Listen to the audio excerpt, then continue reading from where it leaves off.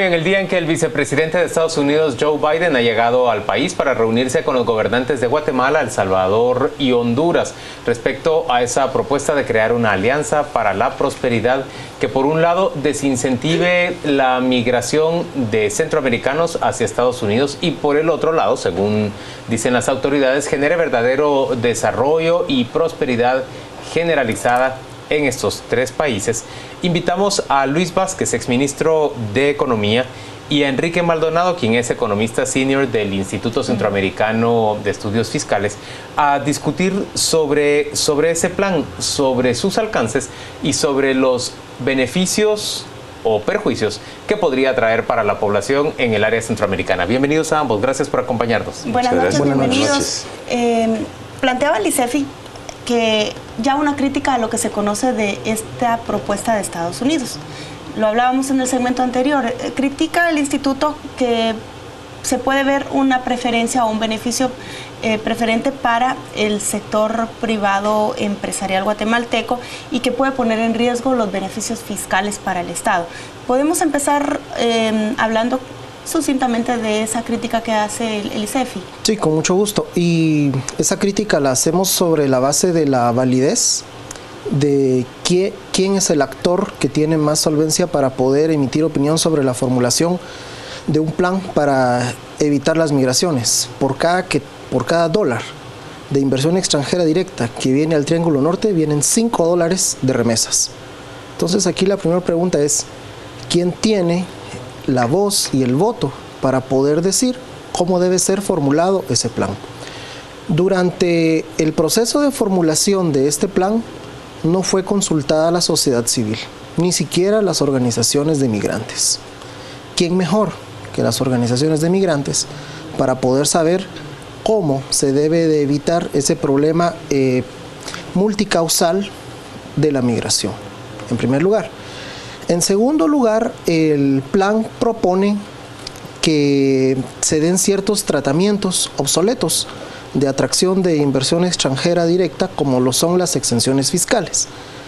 Paralelamente, se está proponiendo poder fortalecer los sistemas tributarios de la región. ¿Hay una contradicción ahí? Esa es una primer contradicción. En segundo lugar, los tres países tienen Plan Nacional de Desarrollo. No es posible manejar una agenda paralela a lo que ya existe. Lo que sería bueno. ¿No pueden coincidir? Podrían, pero el punto es entonces poder solicitar la transparencia a los formuladores de esta iniciativa para que indiquen qué acciones del CATUN 2032, qué acciones del Plan Quinquenal de Desarrollo de El Salvador y qué acciones de la Ley Visión de País de Honduras están respondiendo estos planes que se están formulando. Y hay un aspecto muy importante y es el hecho del financiamiento de este plan. El aporte de Estados Unidos es únicamente el 20% del total de lo que se estima podría llegar a costar una pequeña solución al problema para las migraciones. ¿Cómo se va a financiar el otro 80%? Mediante aportes de los estados, dijo mediante aporte de los estados, dijo el presidente, teniendo de las administraciones tributarias más débiles de la región, sistemas tributarios en el último decil de ingreso regresivos, y en la parte del gasto público también es necesario poder mejorar la progresividad del gasto público. Y por último, ¿quién es el otro actor que va a financiar este plan? El sector privado. ¿Cómo? Haciendo un trueque entre responsabilidad social empresarial y exenciones fiscales. Luis Velázquez, ¿qué piensa usted de esta propuesta? ¿Lo ve con mejores ojos de lo que nos ha planteado Enrique? Muchas gracias por la invitación. Yo por naturaleza soy optimista y esas exenciones fiscales de las cuales hablaba Enrique no las he visto por ningún lugar en el plan. Quisiera tal vez empezar por un caso de éxito, si lo pudiéramos llamar así, de lo que fue el Plan Colombia. Recordemos que del año 2000 al 2014 Estados Unidos dio alrededor de $9.000 millones. Sin embargo, hubo una contrapropuesta de $130.000 millones. Es decir, la relación fue de 13-1. Por cada dólar que Estados Unidos daba, Colombia colocó 13. colocó 13. Eso quiere decir que si en 5 años, acá estamos planteando para el Triángulo Norte, $1.000 millones anuales a partir del año 2016, significaría que los del Triángulo Norte tendríamos que aportar $65.000 millones. Pero también quiero resaltar algunos aspectos importantes. Pero en su optimismo, ¿usted cree que Colombia. Eso se va a cumplir, Luis? Yo después tengo algunos puntos que sí creo que son de reflexión nacional. Ajá. Pero quiero hablar del caso Colombia. Del año 2000 al 2014, su Producto Interno Bruto creció de $95.000 millones a $410.000 millones. Sus exportaciones crecieron de $13.000 millones a $56.000 millones. Su inversión en relación a su Producto Interno Bruto cambió del 14.5 al 31%. Le voy a pedir que hagamos una su pausa crecimiento ahí, porque no nos da tiempo a hablar del Plan Colombia. Del 4 al 4.8. Perdone que le interrumpa, sí, no nos da tiempo, Paola, porque nos gustaría del Plan Colombia. Lo que pasa es que se asume que es lo mismo y se hace una comparación con el Plan Colombia, pero empezando por si Guatemala y el resto de países va a cumplir con su contraparte. Hay préstamos que están parados porque Guatemala no ha dado la plata para proyectos de desarrollo. ¿Qué nos haría pensar que sí va a cumplir? Bueno, en primer lugar, yo quisiera pensar que este plan regional del Triángulo Norte, hipotéticamente los presidentes se han comprometido a incluirlo dentro de su plan de nación, es decir, que sea un compromiso de Estado. Sin embargo, tenemos que recordar que no hay almuerzo gratis, ¿sí? Y los países no se manejan por una amistad, se manejan por intereses nacionales. Eso quiere decir que Estados Unidos está viendo a la tercera frontera, que eso significa de Guatemala para abajo, con un tema de seguridad nacional. Entonces, por eso, Paola, sí hay que resaltar la relación con el Plan Colombia, porque en su momento ese plan les funcionó y ellos lo están viendo de esa magnitud. Enrique, ¿es comparable el Plan Colombia con la Alianza para la Prosperidad que propone Estados Unidos para Centroamérica? No, y yo solo quiero mencionar dos datos del Plan Colombia que menciona Luis. En primer lugar, Álvaro Uribe hizo no menos de 5 reformas fiscales en sus 2 periodos de gobierno. Punto número 1. Punto número 2. Los impuestos directos como proporción del PIB en Colombia pasaron del 5% al 8.5% en 8 años. Estamos hablando de que si fuera similar el caso de Colombia al de Centroamérica, ¿será que no va a haber oposición a que se suban los impuestos directos en nuestro país? Estamos hablando explícitamente de impuestos sobre la renta. Pero lo que nos estás diciendo pareciera más bien hacer pensar que Colombia se encontraba en una situación semejante a la de América Central cuando arrancó con su plan y que lo que hizo un gobierno fuerte como el de Uribe fue enmendar su debilidad y fortalecer su autoridad fiscal, desarrollar 5 reformas y obtener los recursos necesarios. Es que ¿Qué hace pensar que en Centroamérica no puede ocurrir lo mismo? Ese es el punto básico, en el sentido de poder identificar cuáles van a ser las fuentes de financiamiento de este plan, porque en Centroamérica deuda sostenible solo tienen Nicaragua y Panamá. ¿Se puede pensar que Guatemala, por ejemplo, desarrolle reformas fiscales para fortalecer su recaudación y contribuir en la parte de la que hablabas para financiar esta Alianza para la Prosperidad? El tema va más allá de una reforma fiscal. Lo que nosotros realmente necesitamos es un modelo de desarrollo para los próximos 25 años, algo que nos garantice llegar a todos los municipios, a las 33,000 comunidades, a que haya un desarrollo económico local, a que se dé un desarrollo rural en el área de vegetales, en el tema de encadenamientos productivos, en el tema de las artesanías, del turismo comunitario. Pero en este momento debemos de ser claros que nuestros países realmente no tienen un plan.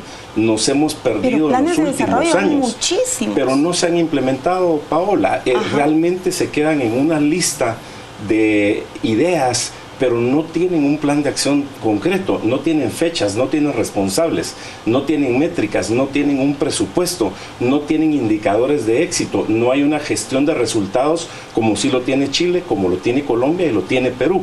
Es ahí donde nosotros estamos necesitando un plan de acción concreto y deberíamos de pensar que esta oportunidad del Plan para la Prosperidad está en nosotros los guatemaltecos en hacerlo realidad. ¿Es una oportunidad, Enrique, o es una imposición?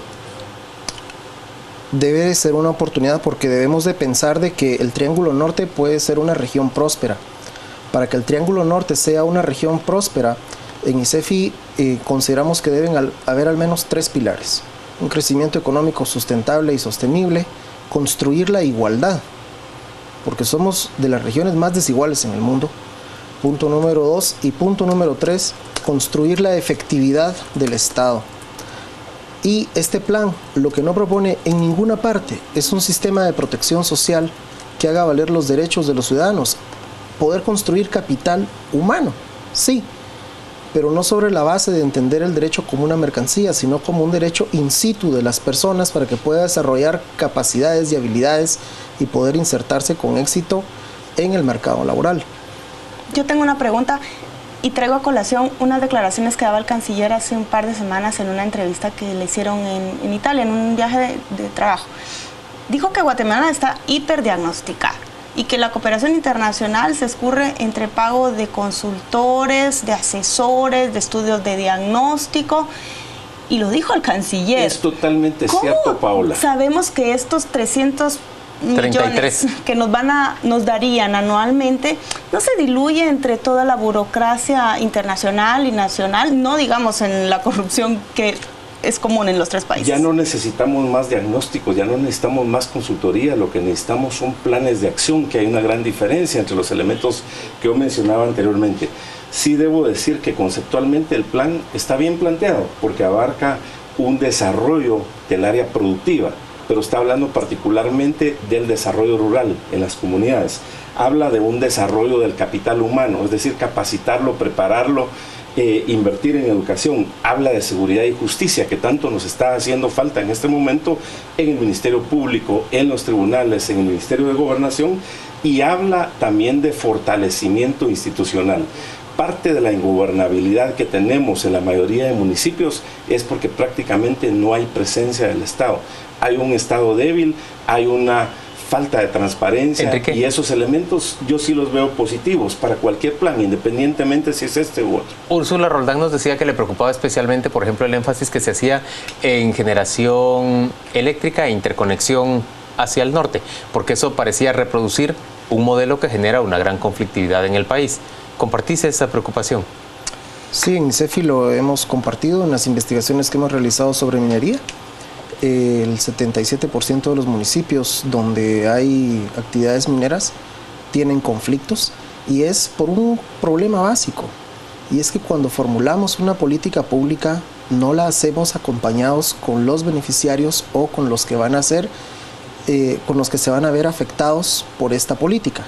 Ejemplo, el salario mínimo diferenciado. Aquí vino el ministro de Economía a anunciar que hizo estudios para eso, el ministro de Trabajo vino a anunciar lo mismo, y los estudios no existen. Los hemos solicitado a través de la Ley de Acceso a la Información, y esos estudios no existen, hechos sobre la base de encuestas del año 98 y 99. Entonces, ese lo pongo precisamente como ejemplo, porque para que una nación se necesita que la formulación de sus políticas públicas tengan el respaldo de la ciudadanía. No pueden tener el respaldo de un único sector. No estoy de acuerdo, porque yo estoy seguro que la gente quiere desarrollo, la gente quiere empleo, la gente quiere inversiones, quiere oportunidades. Y que no hace falta preguntarle. Y eso, por supuesto que hay que tomarlo en cuenta. Yo con toda solvencia puedo decir que cuando estuve como secretario de Asuntos Específicos de la Presidencia en el gobierno anterior, fue una directriz del presidente Colom que elaboráramos un reglamento en el marco del convenio 169, y las organizaciones sociales se opusieron, pero no debemos de estar cuestionando ya el tema de energía de las industrias extractivas. Gente que supuestamente no estaría desarrollando esos sectores, como Correa en Ecuador, lo está haciendo y está creciendo, como Evo Morales en Bolivia, inclusive está siendo galardonado por el Banco Mundial, por Ollanta Humala en Perú, por Santos en Colombia. Es decir, que los países que están aprovechando sus recursos naturales y los están desarrollando, definitivamente están dando un paso trascendental. ¿Qué decir de Chile? Donde con una población similar a la nuestra, tiene una economía 5 veces el tamaño nuestro. Eso quiere decir que la gente tiene 5 veces más ingresos per cápita, y eso es un elemento importante. La inversión, el empleo, la creación de oportunidades es la prioridad nacional. Esas son las verdaderas causas de el crimen organizado que tenemos, de las maras, de todo lo que vemos de robos de celulares, etcétera. La gente está necesitando trabajo y ese es el mayor esfuerzo el cual deberíamos de promover todos los sectores, la academia, los políticos, los medios de comunicación, los religiosos. Nadie debería de oponerse a las fuentes de empleo, que es lo que hace que la gente labre su propio futuro. Enrique, cierra esta conversación. No están todos los sectores, iba a preguntar yo, pero... Yo creo que Luis lo ha dicho. Todos los sectores tienen que estar representados en la formulación de las políticas públicas. No es posible que este plan responda a los intereses particulares de un sector. Debe de escucharse a la ciudadanía, a los migrantes, y repito con lo que empecé. Por cada dólar de inversión extranjera directa vienen $5 de remesas. ¿Quién tiene más poder para poder opinar sobre la formulación de estas políticas? Más derechos. Señores, gracias a ambos por acompañarnos a las 8:45. Vamos con Juan Carlos Sandoval para que él nos diga qué han expresado los televidentes sobre esta conversación. Adelante, Juan Carlos. Gracias, Juan Luis. Entramos al debate a través de las redes. Nos dice Generación de Cambio: nadie compra planes, nadie compra ideas, hay que ponerlas en práctica. Demasiados estudios y nada de práctica.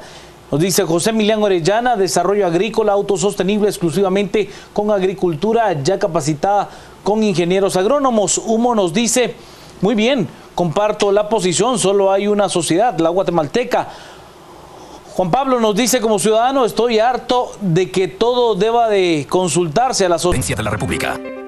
Un futuro mejor